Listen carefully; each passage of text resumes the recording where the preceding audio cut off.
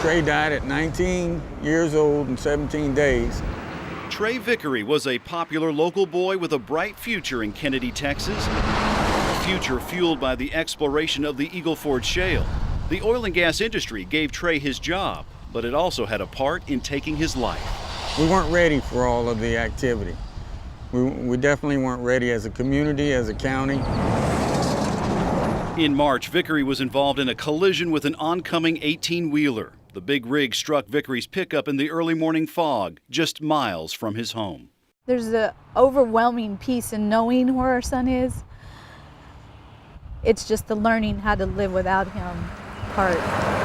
In the last 4 months, 7 people died in traffic accidents in Karnes County, and deputies spent the year ticketing more than 1,000 drivers. That's up 700%. It used to be a quiet little town, now it's too noisy. Very bad. It's like ridiculously bad. It's not if you're going to have an accident, it's when you're going to have an accident. Sheriff David Jalufka said enough is enough and petitioned commissioners for the biggest chunk of change ever asked for in Karnes County.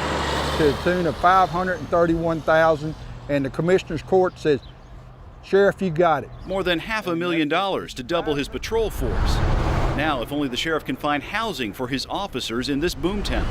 There is no place to go. These deputies are coming in here. They wish to move here. Some of them wish to relocate, but the housing is unheard of. Road congestion and upkeep are at the top of the list of concerns in small Texas towns trying to cope with exploding populations. The truckloads from just one oil well are equivalent to the weight of 8 million cars on a roadway. And these county roads aren't designed to handle that kind of traffic over a lifetime. The state collects a permit fee from each overweight truck that rumbles along a Texas highway. In theory, the money is supposed to go to help maintain roads. Last year, the state collected $114 million, but sent only $82 million to the highway fund. Experts say that's not enough money to cover repairs in even one county in the Eagle Ford Shale play. You drive through a plowed field, it's smoother than the roads. In DeWitt County, residents say Cheapside Road lives up to its namesake. Some of the roads, the remaining pavement is probably 3 foot, 4 foot wide. It's very devastating. The ride is rough and crowded with trucks that just weren't there 3 years ago. Our quantified road damage could be anywhere from $50 to $100 million in total over time. And what's your budget? Annual budget is $13 million.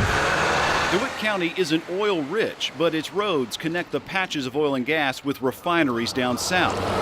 Instead of striking oil, the county struck deals. Judge Darrell Fowler says 2 oil companies have agreed to pay $8,000 per well to help pay for road repairs. Our mission right now is to stabilize and keep it safe for the school buses and the postal carriers and our emergency personnel. Those companies are working similar deals in other counties. But the Vickery say real costs should be measured by the safety of those who travel and have to live with the consequences even after the Eagle Ford plays out. I'm definitely concerned about all the youth down here and the elderly people down here, especially those 2 groups, just to be cautious and to be careful. In South Texas, Joe Conger, KENS 5, Eyewitness News.